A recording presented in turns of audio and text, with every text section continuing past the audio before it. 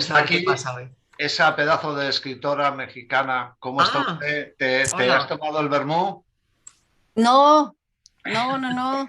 Decidí ser fiel a las costumbres mexicanas y empezar hasta 1007. Vaya, hombre. Sí. Bueno, ¿Cuántos somos ya en la reunión? Que no veo por aquí. De momento estamos llegando a la gente y somos 6 de seis momento. y siete. Hola, Seis y Hola, siete. wow. buenas tardes. Buenas tardes. Hola, buenas tardes. Tardes. Muchos Hola a todo asistentes. mundo. Par- Hola, hola, Santiago. Hola, ¿cómo estás? Bien, bien, Qué bien. bueno, pues Aquí. aquí ilusionado de que estés compartiendo con nosotros. Ah, pues yo también. Ustedes ya deben llevar varios vermuts en su haber, ¿no? Ya Yo tengo tiene, resaca. Vamos. desde anoche, entonces. No, de esta mañana. Ah, Sí, de sí, las 12 del acuérdate día. que aquí es a todas horas. Qué bueno, caray. Ojalá que fuera igual acá. Por eso les digo que qué ganas de estar mejor allá con ustedes, ¿no? Aquí los mexicanos somos medio mojigatos. No sé si se usa la palabra mojigato por allá. Sí, sí, creo Eso que no es lo sí. que tengo entendido. Pero no es la imagen que tenemos aquí, sino justo al revés. Será porque Ah, estamos. sí. Sí, sí. No, los mexicanos nos sorprendemos del comportamiento de los españoles, la verdad. Sí, Santiago, es verdad. Sí, así Sí, es. ¿verdad que sí, Santiago? Sí, sí. Pero Bueno, bueno, al igual que ustedes se pueden sorprender del comportamiento de cualquier otro, ¿no? O de otro país, cada Claro. idiosincrasia, pues Sí, define un poquito el pero perfil. en el tema que nos ocupa, en el alcohol, yo pensaba que los mexicanos, o sea, en su costumbre era beber, ¿no? Y tal. Son cosas. Es Pura mala mentira. fama, pura mala fama. En México se bebe tequila, pero como te decía yo ayer, después de las 7 de la noche, no a las 12 del día, Vale, ¿no? vale. Digo, el mexicano promedio, Ya, digamos, ya. ¿no? Y es a partir del jueves, ¿no? Entonces se dice que es el jueves, Ah, el beviernes, ¿no? va. Pero el sábado ya no me acuerdo cómo se dice, porque ya para ese entonces ya estamos, como dices tú, con la resaca. El sábado ya es sábado de resaca y el domingo pues es dormingo, Ujú. Es domingo. de dormir, ¿no? de Ah, dormir la resaca, ¿no? qué bueno. De, del jueves y el viernes. Vale, estupendo. Vale. Mira, Hola Marisol. Sí, Marisol y su gato. sí, eso. Somos dos en el equipo. Hola, Hola, ¿qué hay? ¿Qué tal? Encantada de tenerte esta tarde con nosotros. muchas Ángeles. gracias. Todo un placer. ¿Qué hacemos? ¿Esperamos un poquito más o no? Yo no sé si. A mí me gusta ser puntual. Son las 7:05, las 12:05 para ti, como queráis. 2 minutos Yo, más de cortesía venga, y la cortesía nos la deben los demás. Es que hemos Claro, venido puntuales. ese es el tema. Pues 2 minutos y ya está. Sí, porque es que además la autora invitada tiene también que quiero decir que tampoco podemos secuestrarla aquí mucho tiempo, que tiene cosas que hacer, que son las 12 allí en su país. Y entonces, pues eso, tenemos más o menos una hora y tal para aprovechar. La idea que hemos pensado, si os parece bien, es que leemos los textos y los comenta ella, ¿vale? Para hablar de ella, voy a dejar a su amigo Santiago y tal que la presente, si te parece. Claro que sí. Bueno, Rowena es una excelente escritora que ha estado escribiendo entre novela, cuentos, y otra de las cosas que a mí me parecen de mucho valor es su compromiso con los escritores. Dirige una revista de la cual ella recibe diferentes tipos de documentos, entre cuentos, poesía, ensayo, etcétera.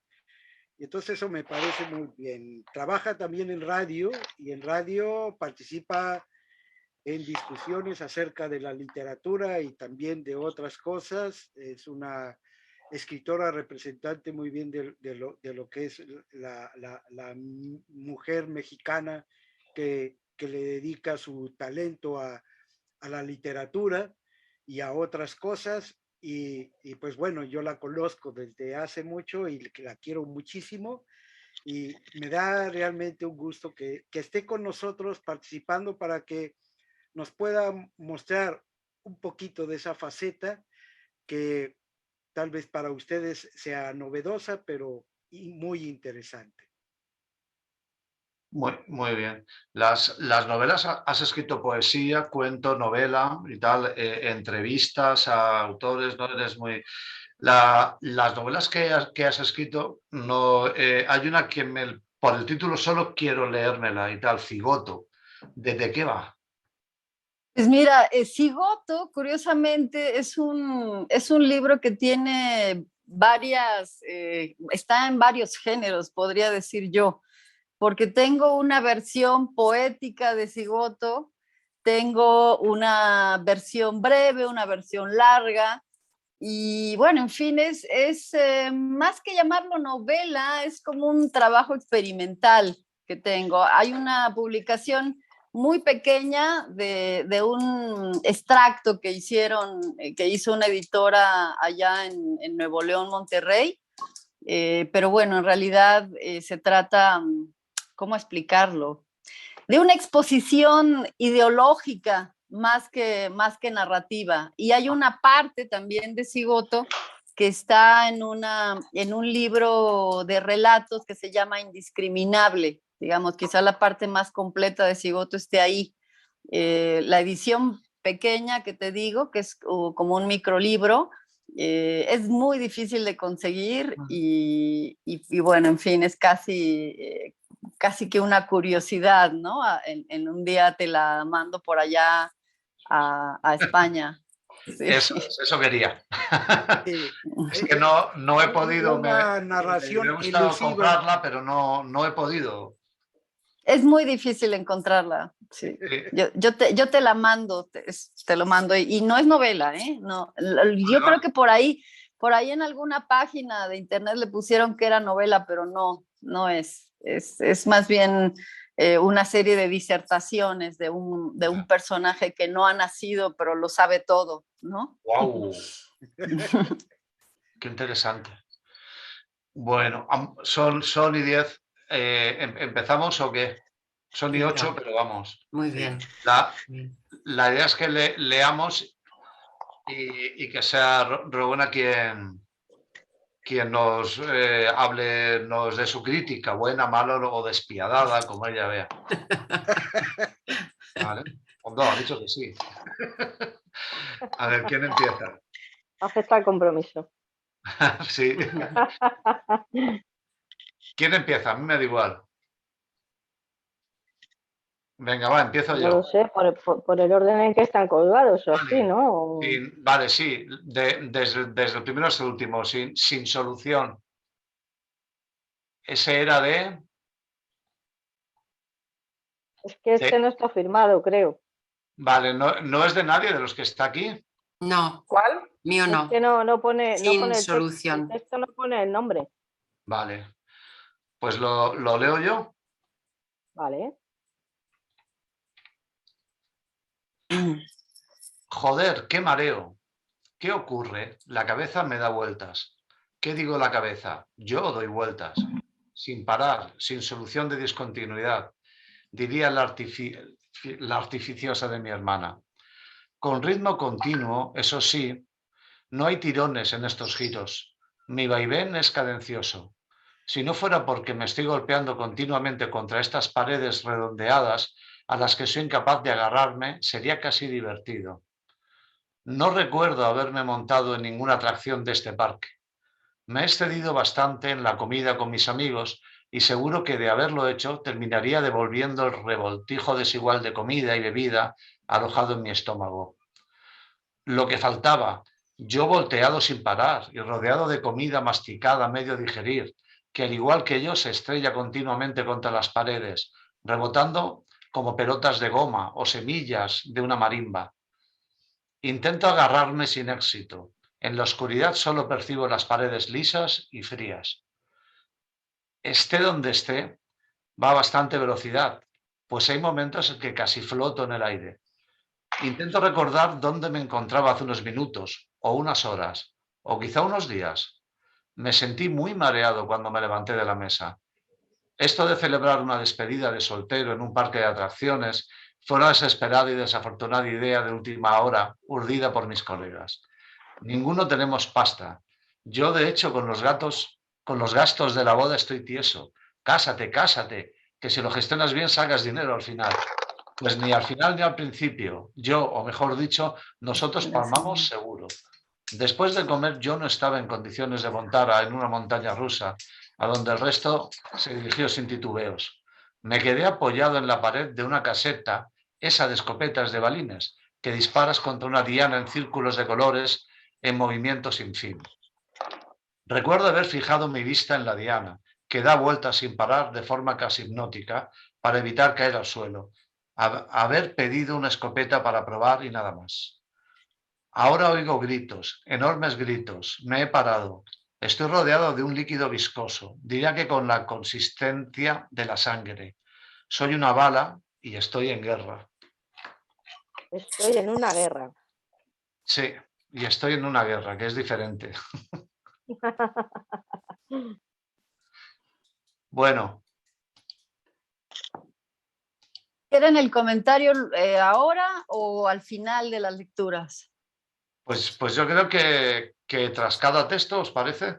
Sí, será mejor, porque sí. Bueno, yo a este texto le veo posibilidades. Obviamente le hace falta mucho trabajo de taller, sin duda.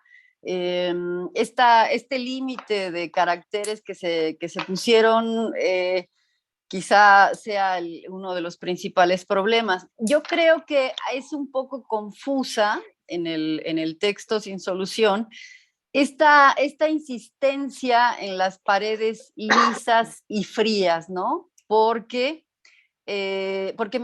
como lector, ¿no? Nos sugieren un ambiente de encierro y el personaje se encuentra en un parque de diversiones, ¿no? Entonces, en algún momento, ¿no? Pensamos que el lugar donde se encuentra es la casa del terror, por ejemplo, ¿no? Que es pues un sitio del que suelen estar dotados los parques de diversiones. Después entendemos que se trata de una especie de matanza, ¿no? De una matanza en masa que lleva a cabo, o al menos eso es lo que yo me imagino que ocurre, ¿no? También me resulta un poco, no sé si confuso o innecesario que nos hable sobre una mesa, ¿no? De la cual se levantó mareado después de una comida, porque en general los parques de atracciones no se asocian con una serie de cosas que pueden ser ruedas de la fortuna, montañas rusas, el martillo, la bala, qué sé yo, pero no propiamente lo asociamos a una mesa, ¿no? Y yo creo que finalmente estos juegos del parque de diversiones son suficiente pretexto para el mareo, ¿no? Quizá lo que nos haga falta sería dar una mayor explicación al momento en el que él se ve convertido en una bala y está dentro de una guerra, ¿no? Quizá lo que nos haga falta en este cuento sea definitivamente más caracteres para poder desarrollar mejor el tema del mareo, que por cierto me gusta mucho cómo se maneja, me gusta la descripción que hace del fenómeno del mareo, ¿no? Cuando dice que es como un mareo regular, digamos, ¿no? Que no tiene jalones y etcétera. Pero por otro lado también me hace pensar que el mareo no lo obtuvo dentro de un juego o de alguna de estos cacharros del parque de diversiones. Entonces, creo que lo que nos hace falta nada más aquí son más caracteres para poder situar al lector en una mayor claridad de la circunstancia, ¿no? Porque a mí, si lo escucho, yo lo leí hoy en la mañana, pero si lo escucho quizá me quedo mucho más confundida, ¿no? Porque me sobran elementos, me parece, o si no me sobran, me falta explicármelos un poquito mejor. Y bueno, también me gustaría que el tema del mareo fuera explorado de una manera más profunda y entender un poco mejor qué fue lo que lo llevó de esta situación de mareo y confusión, ¿no? A encontrarse en esta diana giratoria que también es un gran pretexto para el mareo, y finalmente a algo que yo interpreté como una suerte de matanza en masa, ¿no? Dentro de un parque de diversiones. Y en fin, ese sería más o menos mi comentario. Va bien. Yo lo que no veo ahí es el texto kafkiano. O sea, veo un texto, exacto, pero no veo texto kafkiano, ¿no? No está el desconcierto, ¿no? Que es lo que tienen el tema de Kafka. Por lo demás, no sé. Bueno, el siguiente, ¿quién es? El siguiente sería Consciencia. Ah, vale. No. ¿Va a leer alguien o leo yo? No sé. ¿Leo yo? Vale. A ver.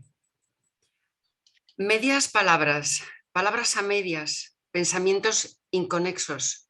Así eran los restos de la orgía literaria a la que parecía haberse entregado Moma, la joven Schnauzer, para combatir su soledad.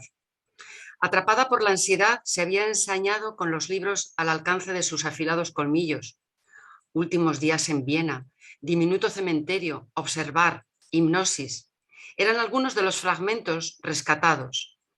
La lengua absuelta de Elias Canetti, Gran Hotel Europa de Leonard Pfeiffer, eran sus víctimas, páginas con cuya lectura yo combatía el sopor de las tardes otoñales. Cuidadosamente diseccionadas, habían quedado esparcidas por el suelo, sembrándolo de un confeti bicolor, palabras en negro, rotas, espacios en blanco, roto. Nada de castigos, nada de gritos. Solo yo soy culpable de lo predecible, culpable de mi necedad. Así fue como la cámara, el ojo, irrumpió en nuestra vida. Allí donde antes reposaban los libros, quedó instalada su mirada fija, permanente, impasible. En nuestra ausencia vigilaba celosamente los movimientos de Moma, ahora confinada en el interior de una jaula. La perra yacía resignada, sabiéndose observada por aquella retina que chivaba con servil obediencia su inevitable quietud. Con el tiempo, el ojo se hizo costumbre, censuraba nuestros gestos, ocupaba nuestra intimidad, observaba rijoso nuestros juegos amorosos. Mañana de abril. La luz del amanecer se colaba entre las lamas de la persiana. La mirada penetrante del cíclope me arrancó del letargo. Junto a él, los trozos de papel mordisqueados durante el aquelarre canino aparecían ordenados como piezas de un puzzle. Últimos días, cementerio, destrucción, herida fatal.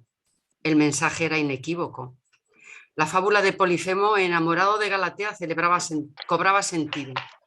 Acis, rival del cíclope, debía morir. Suave amanecer, mañana de abril. Cuando el despertador rompe el silencio, noto su cuerpo inerte junto al mío. De los labios entreabiertos cuelga un hilo de saliva y a sus ojos aún se asoma el miedo. Frente a mí, el ojo del cíclope, abierto de par en par, parece reclamar mi aplauso. Aparto la mirada y al depositarla de nuevo en él, siento que su párpado entornado me lanza un guiño lascivo. Recuerdo entonces que falta un pedazo de papel, aquel en el que se leía hipnosis. Wow. A mí me gustó mucho este texto, me parece bien interesante esta idea de las palabras sueltas, de las palabras mordisqueadas que de alguna manera se colocan para anunciar algo, para vaticinar algo, ¿no? Me gusta también mucho la idea de la vigilancia de la cámara.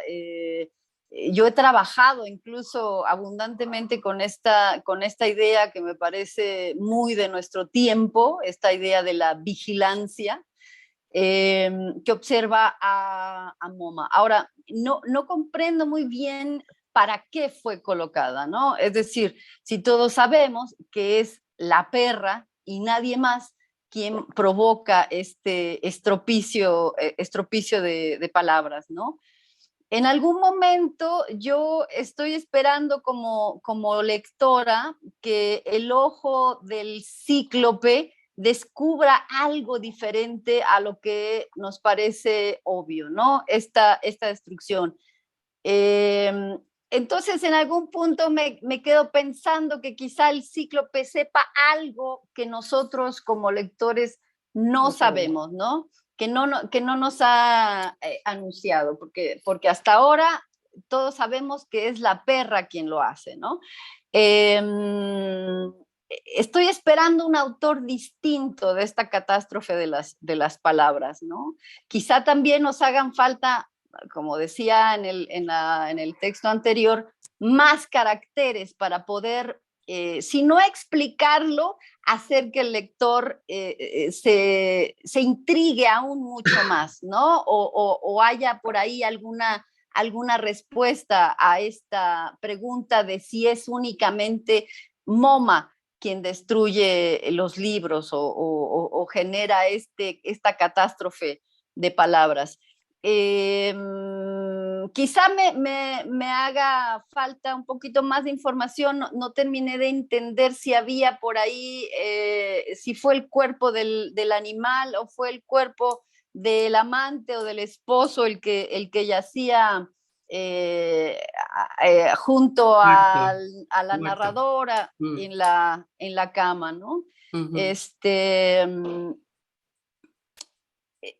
decir, y termino por imaginarme que es el esposo quien, hipnotizado por el ojo del cíclope o por esta entidad poderosa que es la cámara, es quien termina causando de alguna manera el estropicio de palabras, ¿no?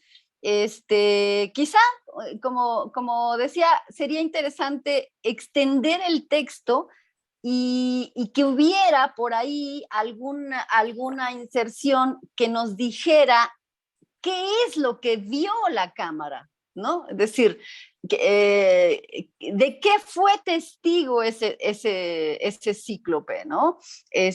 O que de manera, es decir, o algún registro que el personaje narrador pudiera observar después de esta catástrofe, ¿no? Que parece ser, en definitiva, pues también una tragedia. A mí me gusta también porque sí me parece que cumple con este ejercicio que se pusieron del texto kafkiano. También me gusta porque se nota un oficio literario muy claro, ¿no? Es una autora que evidentemente tiene ya un oficio claro, es una lectora que además tiene varios referentes literarios y en fin, pues felicidades, y creo que lo único que hace falta es un poco más de espacio para hacer que la narración sea aún más interesante, ¿no? ¿Puedo añadir algo o es un poco intrusismo por mi parte? ¿Puedo añadir o lo dejo para el final? No.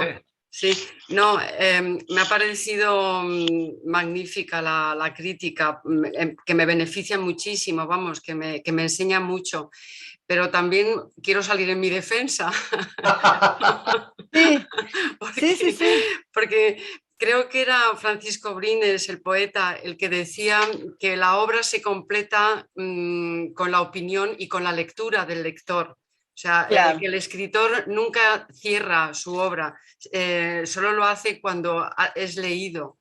Y Sí. bueno, pues yo juego un poco eso, a esa especie como de intriga, de puntos suspensivos, diciendo la hipnosis, porque lo que no he conseguido transmitir es que posiblemente la ejecutora de la muerte, la asesina, soy yo misma, Ella, que, exacto. que yazgo, Sí. que yazgo a su lado, pero ha sido fruto de la hipnosis. O sea, sería una eximente, ¿no? en mi culpa, Sí, sí, sí. porque he sido hipnotizada y es un poco esa, pues el juego de quizás un poco rebuscado, indudablemente, ¿no? Pero bueno. Sí, pero esto que tú planteas hace que la historia sea aún más interesante, ¿no? Ahora, de alguna, y tienes mucha razón en decir que al final el lector es el que termina concluyendo, ¿no? Y es muy bonito además trabajar con esta información que no se revela completamente porque el lector termina por completarla. Ahora, a mí me gusta mucho, por ejemplo, esta idea de que sea ella quien haya sido hipnotizada y quien haya ejecutado el crimen, pero la verdad es que no se me ocurrió a mí como lector ahora, ¿no? Claro, Claro.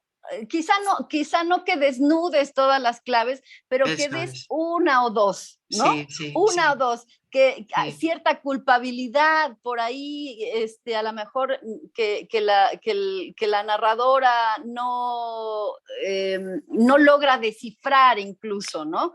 En fin, algo que me dé una mayor Una sospecha pista, de que es una ella, pista. ¿no? Sí, Sí. sí. Sin que lo digas totalmente, ¿no? Porque como Sí. dices tú, es muy valioso el recurso de confundir un poco al lector y llevarlo a imaginarse cosas, incluso a practicar su propio retorcimiento, ¿no? El propio retorcimiento del lector. Del lector. ¿no? Muy bien. Muchas Pero gracias. quizá yo te hubiera agradecido alguna clave que me lo hiciera sospechar, ¿no? Ahora, hablas de la perra enjaulada, yo digo, bueno, la perra salió de la jaula después o se quedó dentro, eso también. Entonces, creo que todo lo que le hace falta al texto es más extensión, ¿no? Sí, Un poco. vale. Y como dices, dejarlo oculto, todo este misterio, dejarlo oculto, pero dar alguna clave que nos permita sospechar, ¿no? Sospechar un poco más de ella, ¿no? Muchas gracias, muchas gracias. Señor Santiago, es el suyo. Nada más que antes estaba el de conciencia, no iba a leerlo. Son dos versiones del mismo de Eva. Ah, ya. Ah, ok.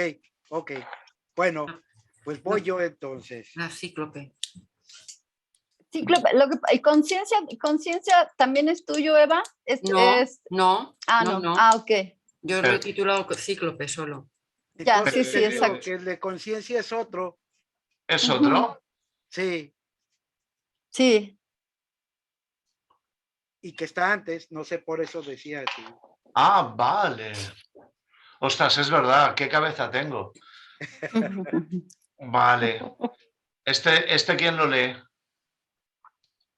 Porque su autora no Pues está. tú mismo. Yo es que no lo tengo. Que no está la autora, yo creo.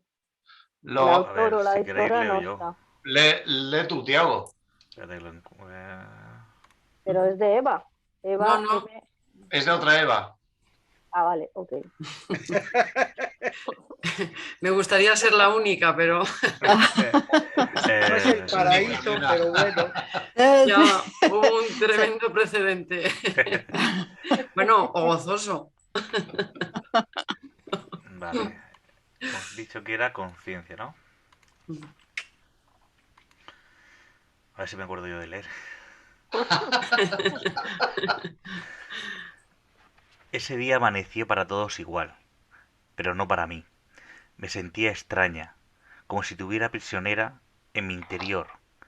Apenas sentía capacidad para expresar un tenue saludo de cortesía.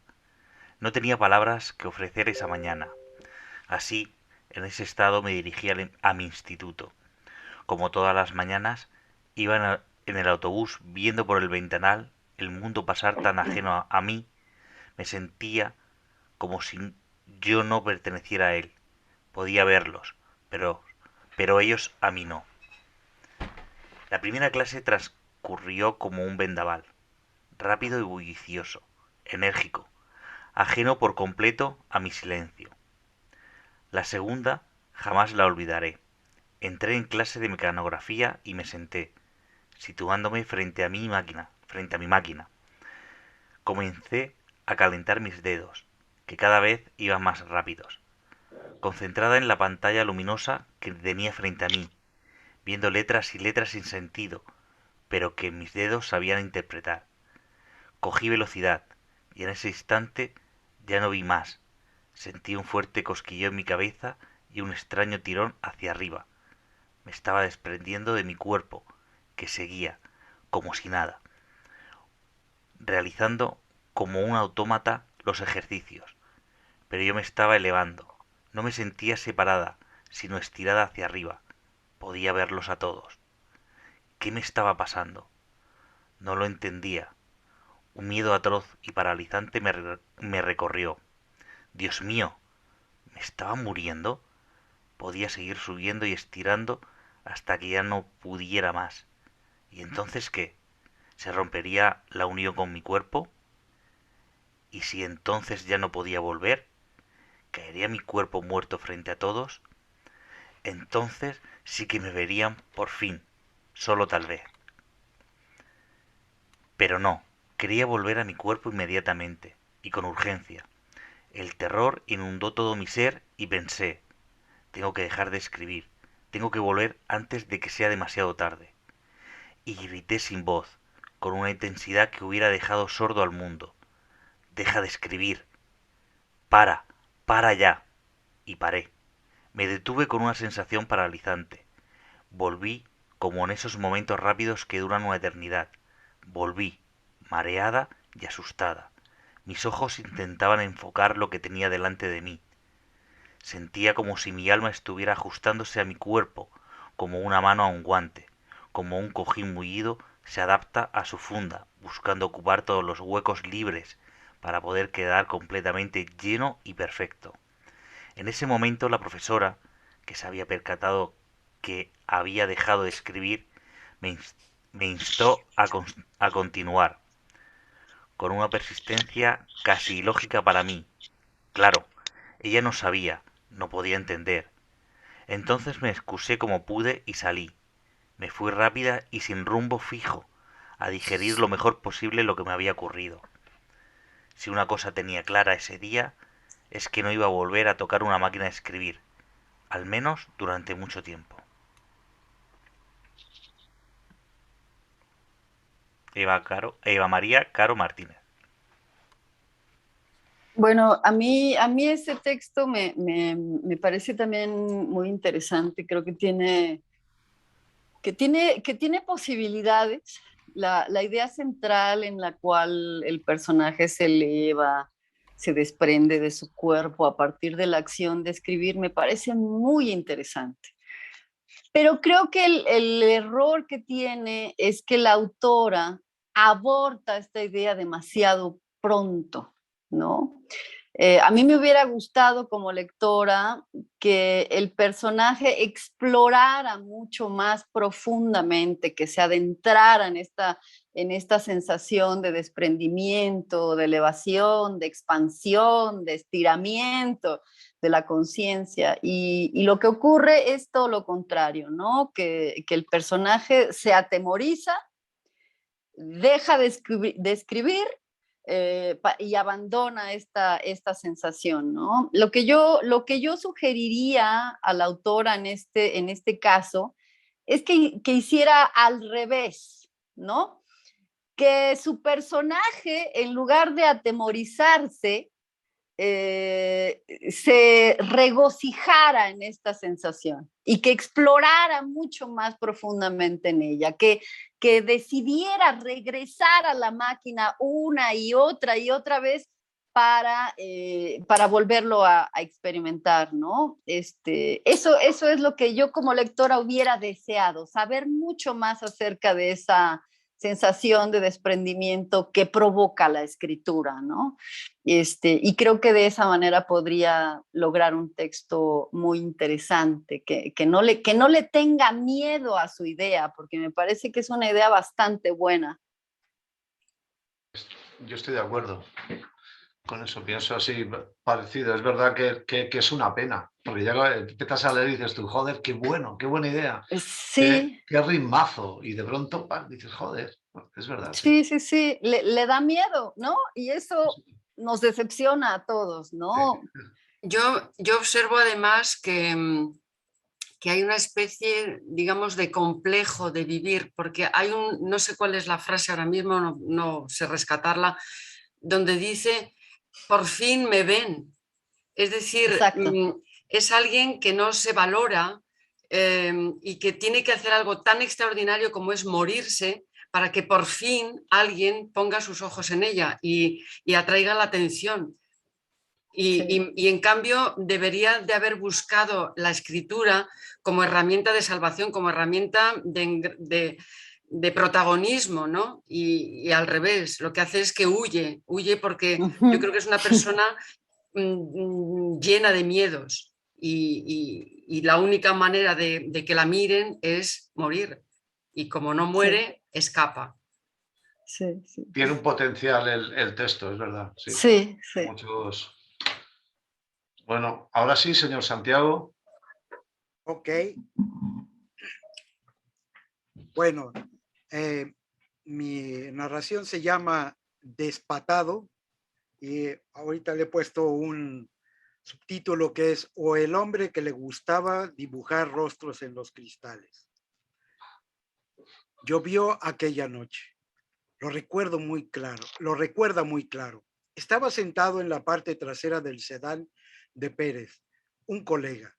Aburrido, veía cómo se arrastraban las luminosas gotas que se descolgaban sobre el cristal.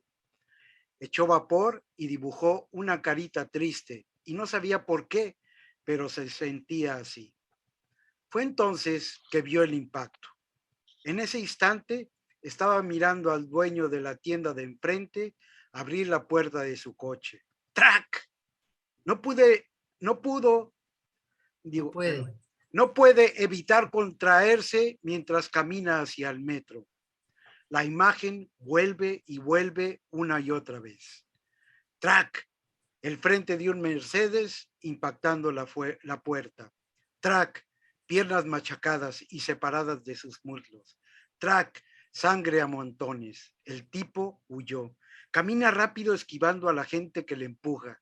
Al llegar a las escaleras mecánicas se le adelanta una mujer y le da un codazo. ¡Vieja pu! Ella resbala y sus pantorrillas se rasgan con el filo dentado de los peldaños de metal. Sangre. No puede evitar ver eso y sus piernas vibran monstruosamente.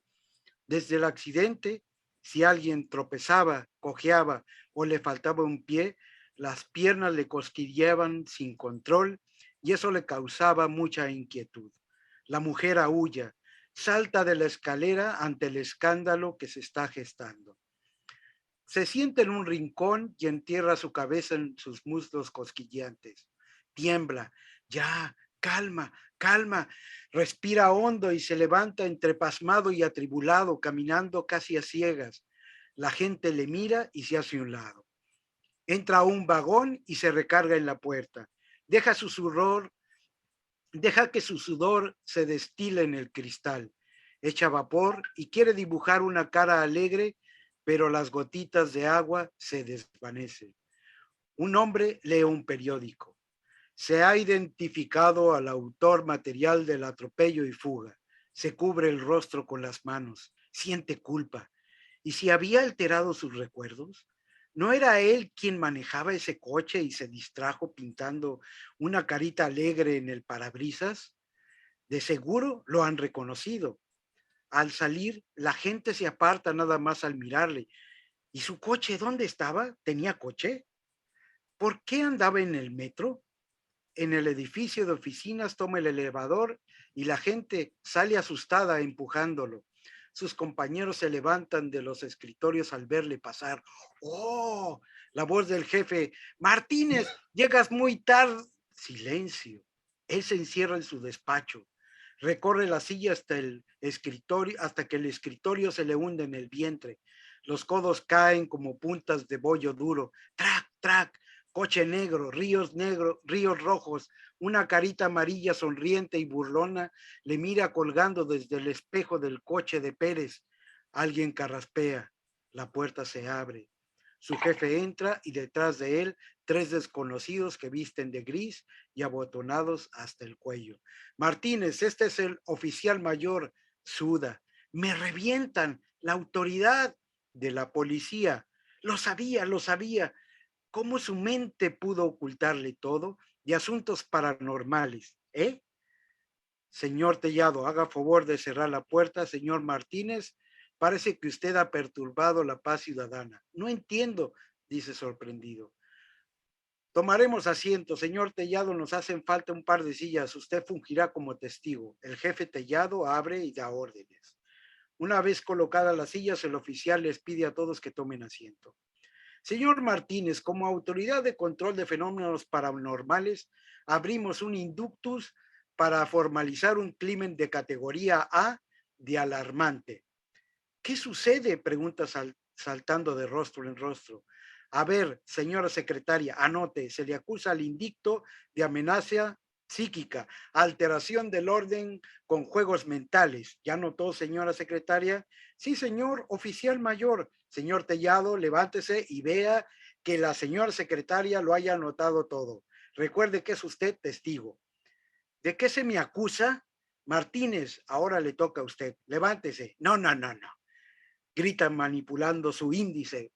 Ustedes me tienen que explicar, señor ejecutor, haga que el indicto se levante. Ejecutor es como un mastodonte. Al levantarse, mueve el escritorio. Ya voy, dice mostrando sus palmas para tranquilizarlos y se levanta. Ahora, hágase a la derecha. Lo hace y un rosario de oes retumba en las paredes. Señor Martínez, no puede andar por ahí en esas condiciones. Le han acusado de terrorismo mental, de manipulación subliminal, de control psíquico. Señor ejecutor, tome en custodia al señor Martínez. Pues, ¿qué he hecho?, interrogó angustiado. Pues que usted no puede andar así como así por las calles o en el trabajo, despatado, flotando como si no pasara nada. Se mira las piernas y no las encuentra. Han vibrado tanto que ya no se le ven. El ejecutor avanza hacia él. Martínez le da la espalda para chocar con el amplio cristal de la ventana. Transpira, come aire a bocanadas. El ejecutor lo separa del cristal, dejando en su superficie el rastro de una cara contraída por el horror.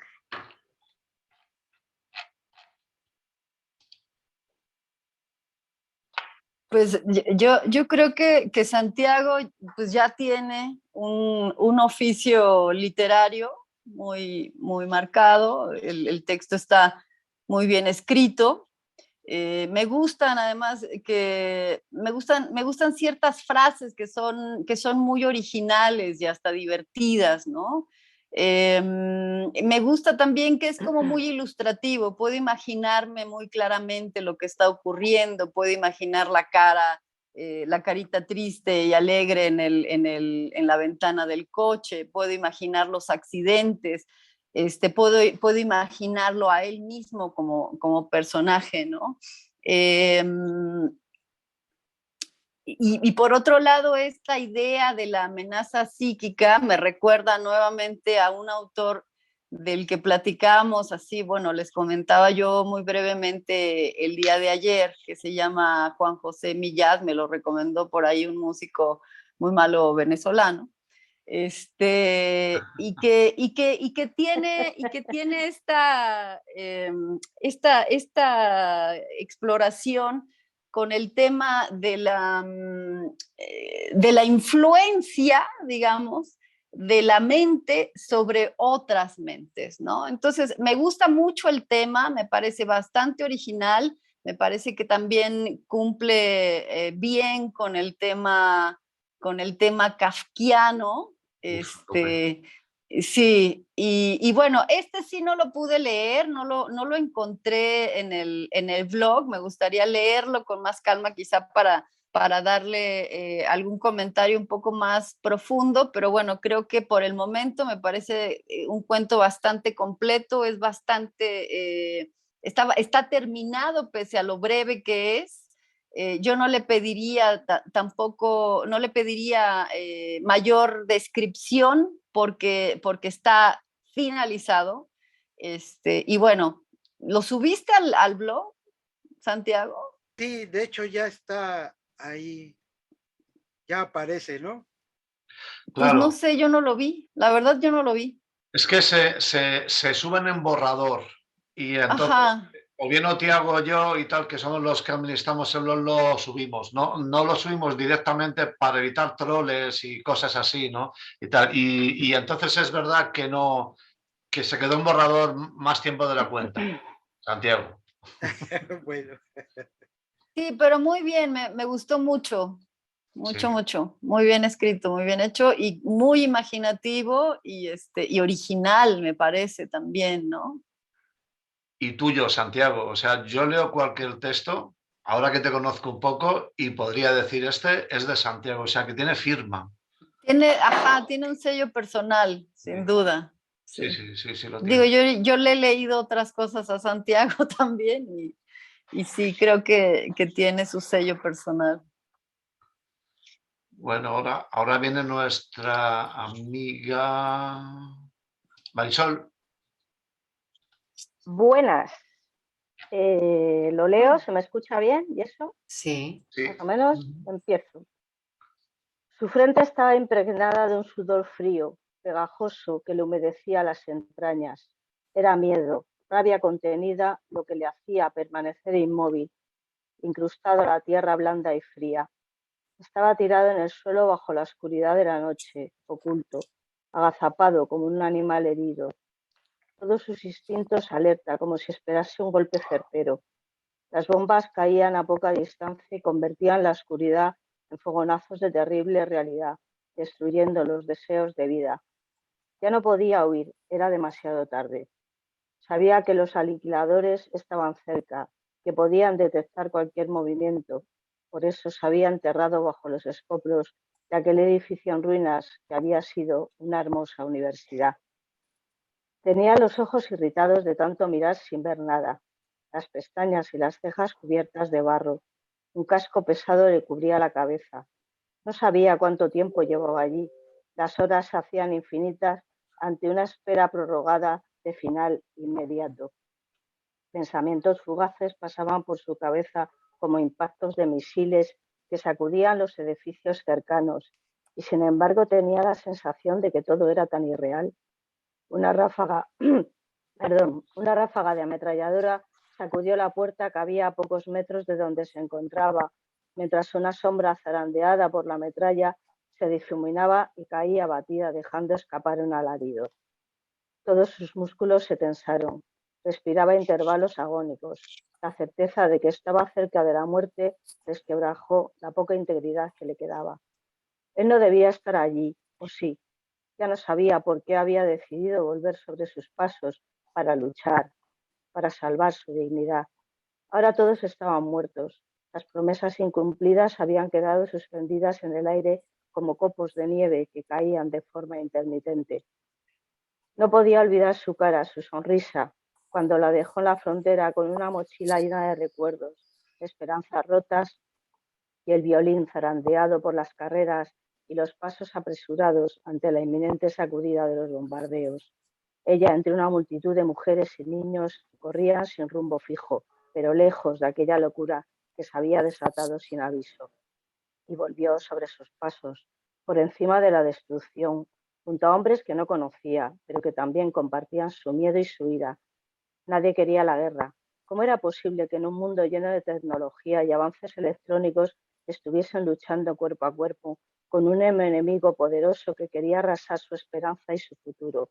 Había recorrido ciudades vacías, cubiertas de escombros y destrucción, en las que nada ni nadie parecían tener ya un pasado. Caminaba kilómetros cada día y de noche se ocultaba para pasar desapercibido, para sobrevivir un día más sin caer bajo el impacto o la detonación de los enemigos. Ahora, en medio de un silencio extraño, sentía que las oportunidades se le escapaban, como una mariposa que vuela por última vez antes de convertirse en luciérnaga.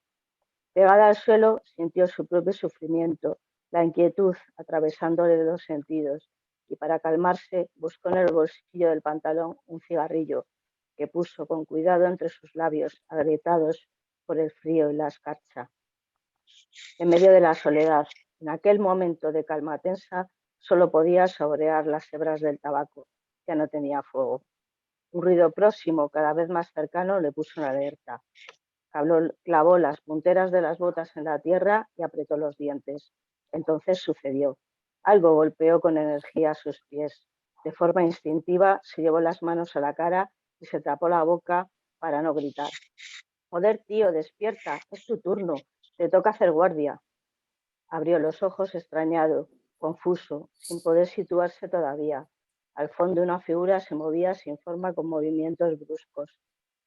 Estaba tirado en un catre del que colgaba su cuerpo tenso, aún impactado por la repentina vuelta a la realidad. Miró el reloj que colgaba de su muñeca y vio que eran las 4 de la madrugada. Se levantó, se estiró el uniforme y siguió por costumbre hacia la luz que entraba por la puerta. Después atravesó el pasillo que le sirvió de puente entre dos mundos tan próximos como el sueño y la vigilia. Cuando llegó a la sala llena de pantallas, comenzó a digerir la situación. Su compañero, sentado frente a la televisión con un café en la mano, asistía en primera línea a la ráfaga de noticias que lanzaba la cadena 24 horas. Las tropas rusas acaban de bombardear Chernóbil. Los ataques de la artillería y el impacto de los misiles dirigidos hacia varias ciudades importantes, entre ellas la capital, Kiev, han producido decenas de muertos. Andriy no se podía creer lo que estaba sucediendo. Rusia había comenzado a invadir Ucrania, su país. Sí, a mí, bueno, desde el inicio de la narración, que me parece un muy buen retrato de la tragedia y la angustia que puede ser para un individuo la situación de guerra, pensé definitivamente pues en el conflicto actual, ¿no? Por otro lado, también esta, ¿cómo decirlo?, esta profundidad con la que la narradora trabaja su texto me hizo pensar que podía ser algo autobiográfico. Curiosamente, acabo de leer un libro, bueno, no acabo de leer, ya tiene algunos meses que lo leí, que se llama Una decisión equivocada, y es la historia de una mujer que se ve envuelta en una situación de guerra porque su padre decide mandarla a Europa a estudiar en unos meses previos al estallamiento de la guerra, ¿no? Y entonces se ve involucrada en esta situación. Me hizo pensar como es un texto, en un texto autobiográfico, ¿no? No me parece que cumpla con el tema kafkiano, porque se trata de un sueño, y esto cumpliría más quizá con el ejercicio que quiero proponer para este día. Pero bueno, yo igual felicito a la autora porque en definitiva me inserta a mí como lectora en esta angustia de la persecución, de la guerra, de la proximidad de la muerte, ¿no? Y me gusta este ejercicio de ponerse en los pies de quien sufre esta tragedia, ¿no? Que definitivamente podría estar ocurriendo. Esto que la autora describe debe estar ocurriendo o está ocurriendo en definitiva actualmente en Kiev o en fin, en las ciudades que han sido atacadas por Rusia, ¿no? Entonces yo felicito mucho a la autora por este texto. Igual a lo mejor lo mismo sugeriría que ya que tiene esta facilidad para ponerse en los pies de quien sufre angustia, la angustia de la persecución de la guerra, abundara todavía más en ella, ¿no? Nos metiera aún más todavía en la situación que está soñando el personaje, ¿no? Ajá. Vale, gracias, muchas gracias. Bueno, toca el mío. Venga, la nueva gama de coches pequeños. Soy Francisco Viñuela y llevo 30 años en la planta de producción de coches de Valencia. A ver, me explico otra vez. Ayer la fábrica produjo el nuevo modelo. Yo hasta ahora estaba acostumbrado a cambiar la configuración de las máquinas y a montar nuevas piezas en el engranaje común para producir el nuevo coche, pero esta vez no ha sido así. A eso de la hora del cierre, escuché unos gritos en la zona de montaje. Todos los operarios estaban en el vestuario cambiándose para salir, como siempre hacen. Así que me alarmé, encendí las luces de la nave de producción y lo vi. Vi eso que le he dicho, de verdad que lo vi. Lo sabemos, pero no entendemos que se sorprenda. A ver, vi cómo de la parte trasera de un todoterreno salió el nuevo modelo. Vi parir un coche de otro, lo vi. El todoterreno gritaba, el utilitario que salió lo hizo envuelto en grasa y su pequeño motor empezó a rugir, los intermitentes a funcionar y de pronto, del resto de todos los todoterrenos de la nave, más de 1000, empezaron a salir nuevos utilitarios. Sí, es la nueva gama de coches pequeños. Han parido nuevos coches. ¿Cuál es el problema? Francisco miraba atónito al psicólogo de la fábrica al que los del Departamento de Cuidados Laborales le habían mandado. El psicólogo parecía blandear el bolígrafo agitándolo suavemente pero de forma constante cogido de la punta. ¿Ve este bolígrafo? Parece que se curva, que es elástico, ¿verdad? Pero usted sabe que es un efecto óptico, que el bolígrafo es rígido y recto. A ver, veo el bolígrafo y sé que es un efecto óptico, pero lo que le digo es otra cosa. ¿Quiere decir que me lo inventé? ¿Que fue una alucinación? El psicólogo, sin dejar de blandear el bolígrafo, agachó la cabeza. Hubo unos segundos de silencio. Francisco no sabía qué hacer con las manos. Francisco, ¿qué hizo después de ver la génesis de la nueva producción? A ver, salí corriendo, asustadísimo, y el guardia de seguridad me retuvo, me tranquilizó con técnicas de respiración nasal alterna y después me llevaron a cuidados laborales, donde pasé la noche y ahora estoy aquí. El psicólogo paró de mover el bolígrafo que quedó recto y rígido.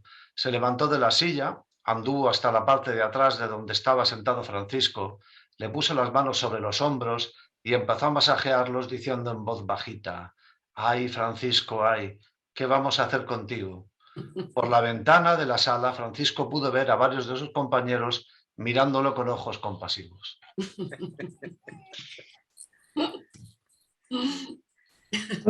Este fue el primero que leí, creo que estaba muy bien, me gusta bastante y cumple definitivamente con este desconcierto al que queríamos llegar con el ejercicio kafkiano, ¿no?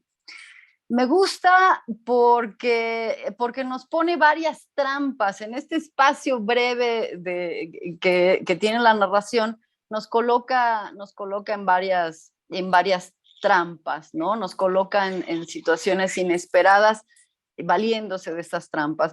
Y ahora, en un momento, abundaré un poco acerca de estas trampas, ¿no?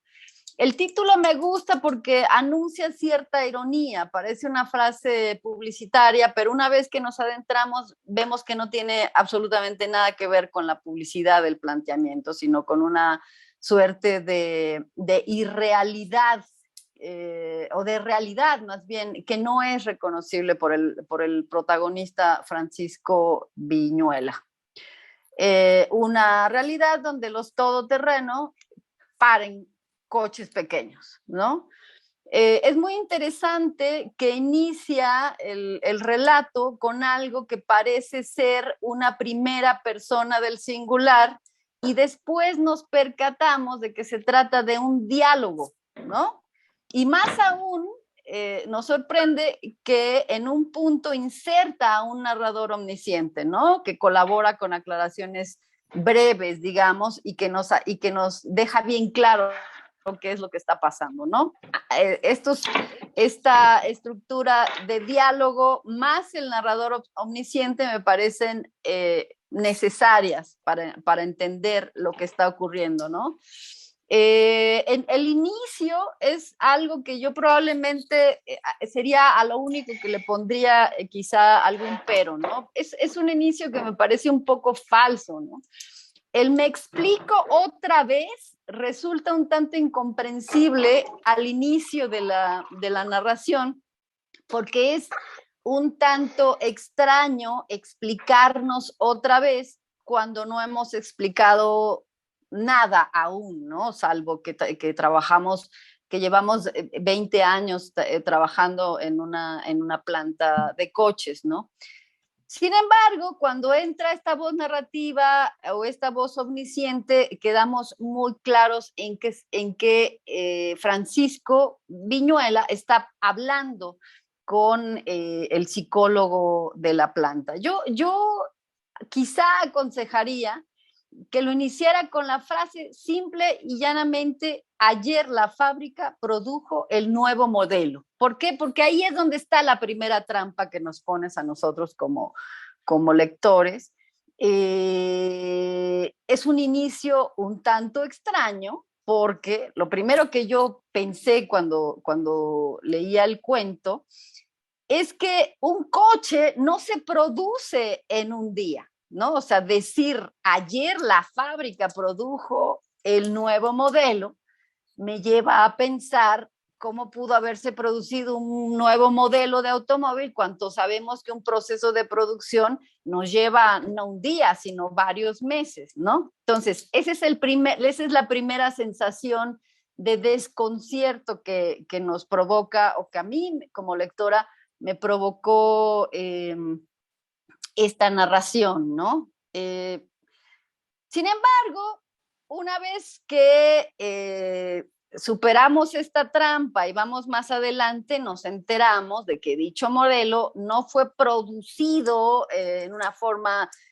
tradicional conforme a nuestra realidad de lectores, sino que fue parido, ¿no? Lo que hace perfectamente factible que el modelo se produzca en un solo día o en un solo momento, ¿no? El momento de ser parido. Entonces, ahí es donde nos resuelve este primer desconcierto, ¿no?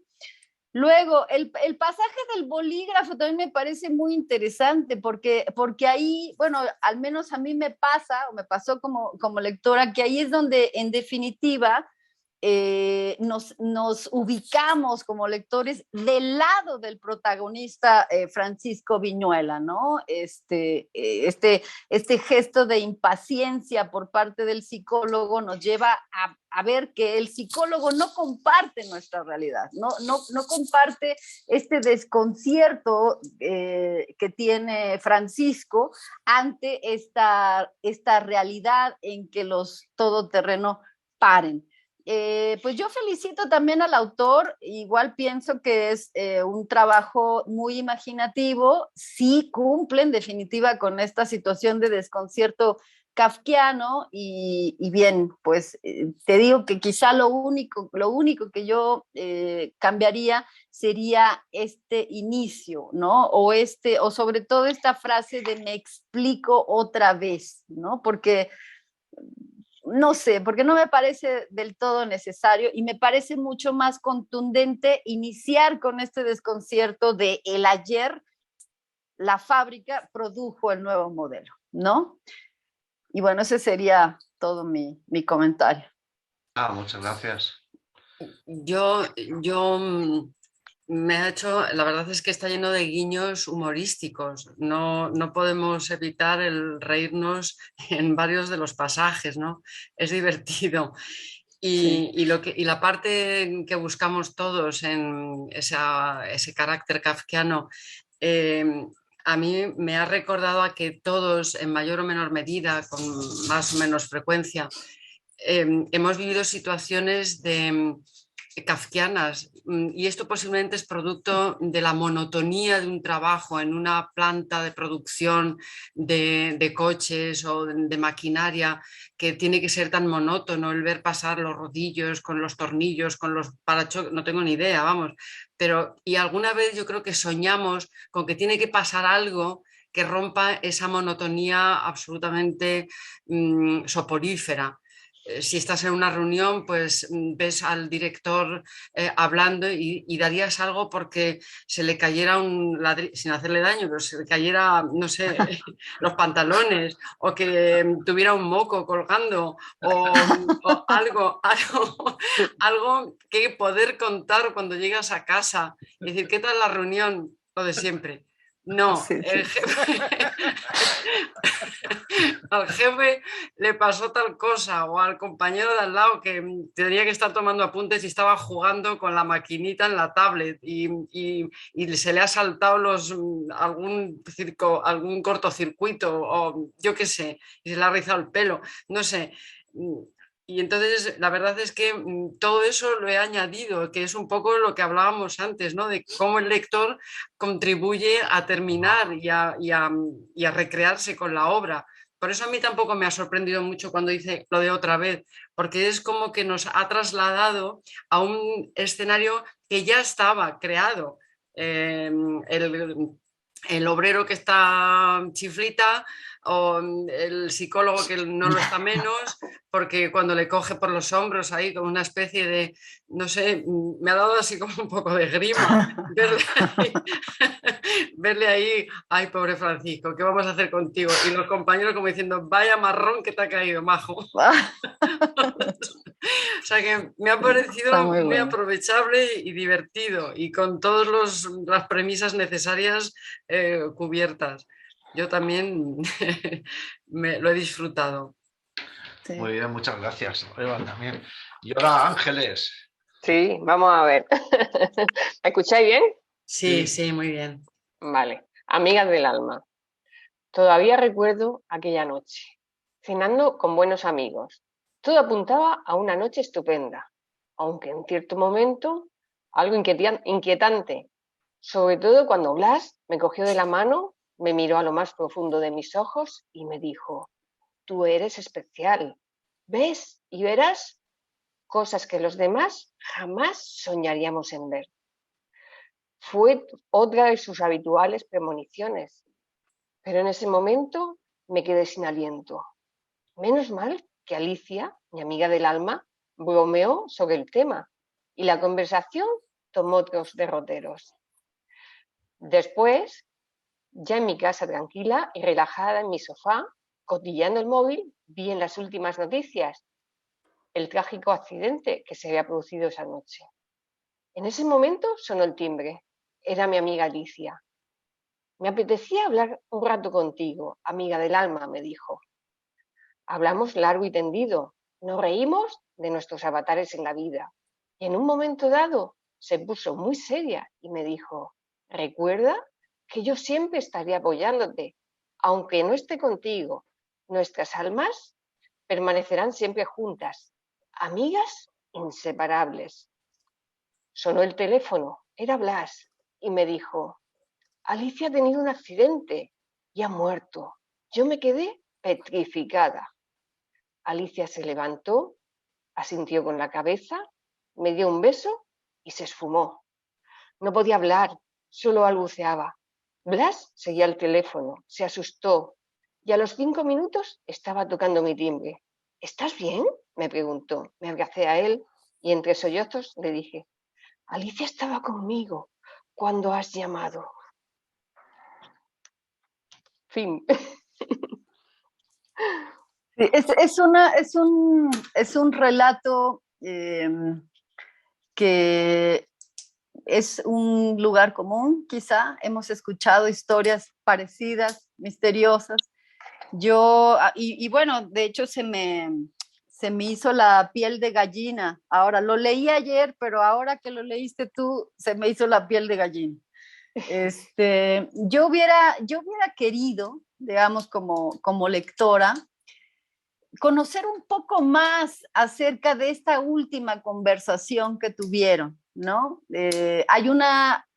Solamente hay una frase que colocas tú en la voz de Alicia, que es: recuerda que yo siempre estaré contigo, nuestras almas estarán juntas, en fin, no la recuerdo textualmente, pero a mí me interesaría mucho más conocer más acerca de esa conversación de las grandes amigas, cuáles fueron las últimas palabras de una mujer, o más bien, cuáles son las palabras de una mujer que ya está muerta, ¿no? Que va a visitar a su amiga. Eso sería lo que yo le agregaría a esta narración, ¿no? Y que quizá le daría un poquito más de originalidad, porque como te digo, sin ser despiadada, no lo es. No es una narración original. Hemos escuchado y visto inclusive, ahora no recuerdo, digamos, quizá más adelante podría citarte alguna en concreto, donde esta circunstancia de una persona ya muerta asiste a visitar a una persona viva para despedirse de ella. En fin, incluso me acuerdo de un taller que dimos el año antepasado, donde una de las miembros hizo una narración que trataba de algo parecido, de un presentimiento de que alguien iba a morir, y de hecho fue real, porque ella lo describía como una situación real. No sabía decirnos si había ocurrido en el sueño o en una especie de ensoñación o en este estado previo al sueño, pero ella lo describía como algo muy vívido, una amiga que llegó o sea, que se presentó ante ella y que resultó muerta en muy poco tiempo, ¿no? Entonces, yo solamente extendería quizá o introduciría en el texto el diálogo entre ellas, ¿no? Ujú. ¿Qué fue o sea, porque debe ser realmente muy interesante saber qué es lo que tenía Alicia que decirle a su amiga del alma en esta visita que parece crucial, porque es una despedida definitiva, ¿no? Y bueno, creo que sería todo mi comentario. Y no es kafkiano. Y no es kafkiano. No. Bueno, son las 8:12. Rowena, te estamos robando mucho tiempo. Ha sido más largo de lo previsto. Pues mira, yo tengo hasta la 1:30. O sea, tenemos todavía 8:30 de acá. 8:30 de acá, Eva. ¡Qué susto! Sí. Sí, son 7 largas horas. Sí. Ustedes ya hicieron su día. Yo apenas estoy a la mitad, un poquito más de la mitad. Te queda muy poco tiempo. Qué pena. ¿Qué hacemos? ¿Sueltas el siguiente? La propuesta. La propuesta, pero joder, es una pena. Yo tenía unas ganas de escucharte hablar un poco de... otra cita otro día. Sí, otro día, pues claro que sí. Y hasta nos inscribimos al taller, no pasa nada. Bueno, habíamos quedado en que que yo iba a proponer, hasta me sentí un poco apenada ayer que platicamos, porque definitivamente es un lugar común la idea de producir un texto o un cuento basado en un sueño. Y bueno, de hecho ayer se lo comenté a Tony y me dice que en los 13 años que lleva el taller nunca lo han hecho, ¿no? Una historia basada en un sueño vivido. ¿Por qué recomiendo este ejercicio? Porque, bueno, sabemos que uno de los principales disparadores del deseo de escribir o del impulso literario es la lectura, ¿no? A muchos nos ocurre que leyendo un texto que nos entusiasma, entonces ese mismo texto nos genera otras ideas, ¿no? O ideas alternas, que es más o menos lo que a mí me ha pasado. Hace ya muchos años, cuando era yo mucho más joven, leí un texto de un autor mexicano que es perdón, muy valorado dentro del ámbito de la izquierda mexicana, que es José Revueltas, que además perteneció a una familia de artistas, a una familia multidisciplinaria, digamos, de artistas, gente muy culta. Dio 3 generaciones de artistas la familia Revueltas, pero bueno, eso es otro tema. El texto se llama El Apando y es un texto testimonio de una de las tantas veces en que José Revueltas estuvo en prisión. Pero yo estaba leyendo El Apando, que es un texto terrible, muy duro, muy rudo, muy crudo, que describe, por cierto, un fuerte en Veracruz, que es San Juan de Ulúa. Pero además estaba leyendo Alicia en el País de las Maravillas y estaba leyendo Alicia a través del espejo, ¿no? Son dos lecturas abismalmente distintas, ¿no? Pero bueno, esta combinación de lecturas me provocó un sueño en el cual se mezclaba El Apando con el espejo, con el gato de Chazar, o sea, en fin, una combinación muy surrealista, y trajo como consecuencia la escritura de uno de mis primeros textos publicados, que se llama La herida en el cielo, ¿no? Entonces yo por eso sugeriría que hiciéramos esto. Yo creo que mucha de la literatura que se ha escrito proviene precisamente del mundo onírico, del mundo de la ensoñación. Incluso por ahí alguien describe un fenómeno que se llama, o al que llaman, no sé si muy correctamente, la parálisis del sueño, que bueno, puede resultar muy inspirador, ¿no? Y bueno, no sé si todavía tendremos tiempo, porque yo les quería mostrar algo que hice, bueno, que escribí en esta situación que llaman parálisis del sueño. Y es una narración muy breve que después yo inserté en una novela, y el texto es Fluidos, ¿no? Se los voy a leer muy rápido, son 3 minutos, no, espero no tardarme mucho más. Y dice así: frecuentemente entes entraban en su mente con estrépito. La noche previa a la gran tragedia final, una pareja de sombras entró en su habitación. El ruido que sus presencias producían era mecánico, como el de una banda circulando. Sus aspectos eran como fluidos horizontales, de máximo 1 metro de largo una, y la otra unos 20 centímetros más pequeña, de distintos tonos de negro, flotaban en el aire. Sus cuerpos tenían cierto brillo. Lo despertaron hacia una zona intermedia del sueño en que el cuerpo, inmóvil, contempla aterrado todo lo que ocurre a su alrededor sin poder hacer nada, sintiéndose abusado, intentando gritar hasta lograrlo para despertar y comprobar que en la habitación no hay nada. Nada hará que él se convenza de que no hubo nada dentro de la habitación. Entraron con violencia, causando un gran ruido. Flotaron a un lado de su cama sin subirse ni tocarlo. Se colocaron a la altura de su bajo vientre y una de ellas extendió hacia él una suerte de brazo negro que parecía estar colectando algo de esa parte de su cuerpo, mientras la otra permanecía flotando atrás. Cuando intentó gritar, lo único que salió de su boca fue el nombre de su amante muerta, hasta que un fuerte ¡ey! Lo sacó por completo del sueño y permitió al fin que su cuerpo se moviera.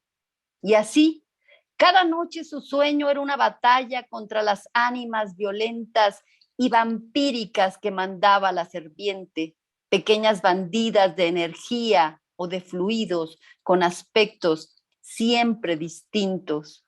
Ser poseedor de las arcas también implica que la serpiente controle sus sueños.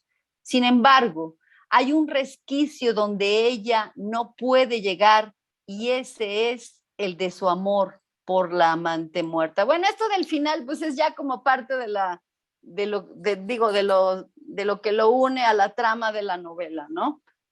Entonces, esto proviene total y absolutamente de una experiencia onírica, en mi caso, ¿no? Entonces, ha sido importante el sueño y las experiencias oníricas en mi trabajo como escritora, y por tal razón es que propongo este ejercicio para para la próxima sesión de ustedes, ¿no? Bien. Un relato Gracias. Muchas onírico. gracias. ¿Qué te iba a decir? Tenemos que quedar en otra ocasión, Rowena, ¿vale? Para que nos hables de esto que dijimos, ¿no? Del cuento, de esos autores jóvenes a los que has conocido, nombraste unos cuantos, Sí. y todos esos temas muy interesantes que queríamos haber escuchado, pero no podemos robarte más tiempo, porque tienes cosas que hacer. Nosotros ya nos vamos a tomar Sí. la cerveza, el vino y todo eso. Ay, sí, qué envidia con ustedes, ¿eh? Pues yo les recomendaría, sí, a lo mejor no ahorita a autores jóvenes, después lo pensé bien, lo pensé con calma, y creo que más que recomendarles autores jóvenes, yo veo que, bueno, que el taller es como de narrativa breve, de cuento, no tanto como novela. Y yo recomendaría muy ampliamente a una escritora que se nos fue en el 2020. Es una escritora zacatecana, por cierto, cuentista muy conocida por su trabajo como cuentista, pero también fue una gran poeta y escribió muchísima poesía. Ella es Amparo Dávila. Y bueno, la recomiendo como cuentista porque aunque aquí en México no se le valoró lo suficiente, ¿no? Todo lo que debió valorarse, porque generalmente son los escritores masculinos los que rifan más pues en la atención de los mexicanos. Es una escritora que fue muy influyente, ¿no? Muchos escritores escribieron pensando en Amparo Dávila, y Amparo Dávila a mí me parece una escritora bastante kafkiana, ¿no? Es decir, creo que hay varios textos de Amparo Dávila que cumplirían perfectamente con este parámetro que ustedes pusieron, ¿no? Se puede conseguir obra de ella incluso gratis en la red. Hay un material de lectura que publica la UNAM y que suben a la red gratis, lo pueden bajar completamente, y es una muestra bastante amplia de la obra cuentística de Amparo Dávila, que no fue muy extensa, pero sí es verdaderamente contundente, ¿no? Otra autora poco conocida, pero también muy influyente en México, ella murió en el 88, es María Elvira Bermúdez.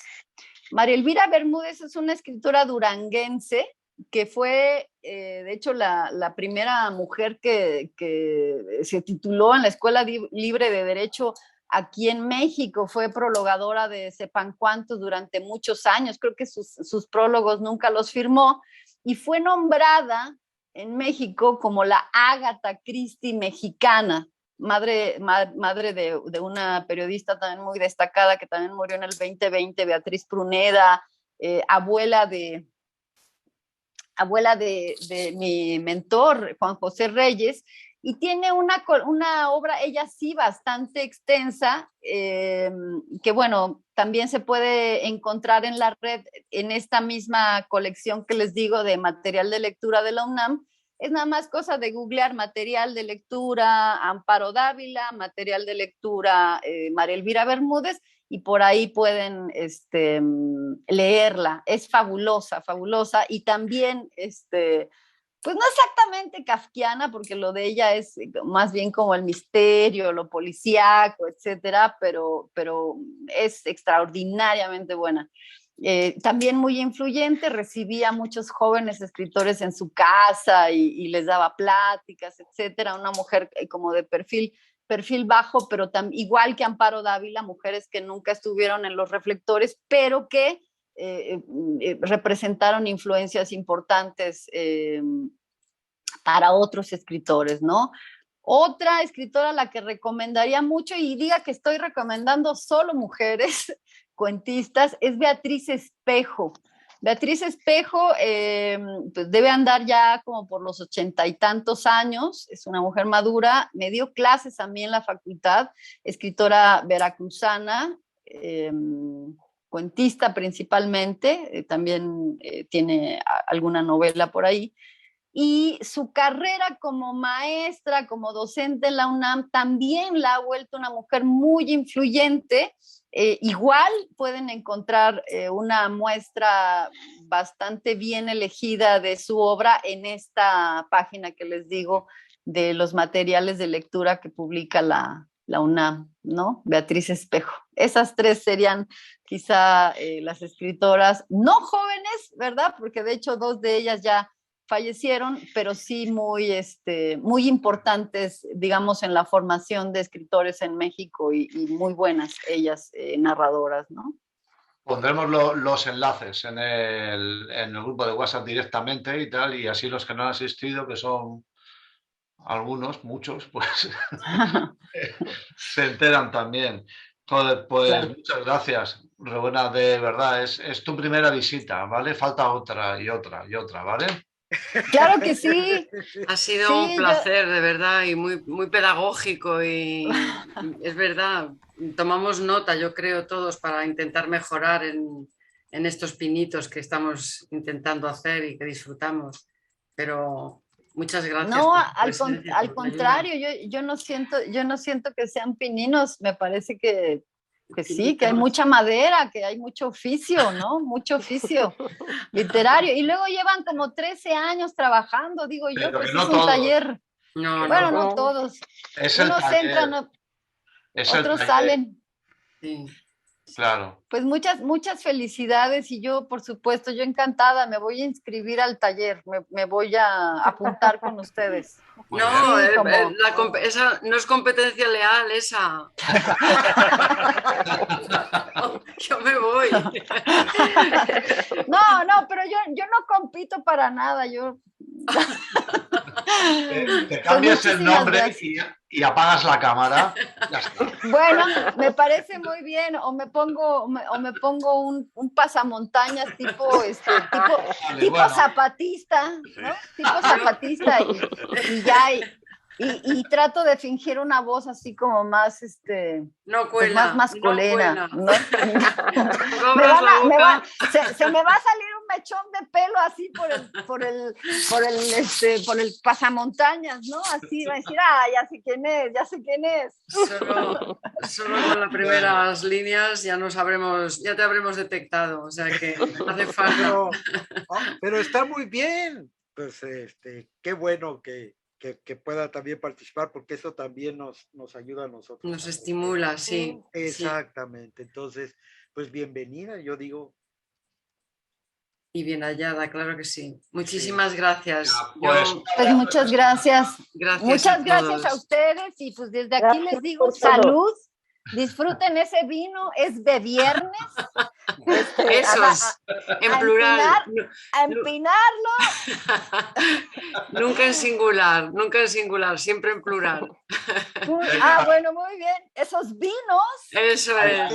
Disfrútenlos muchos.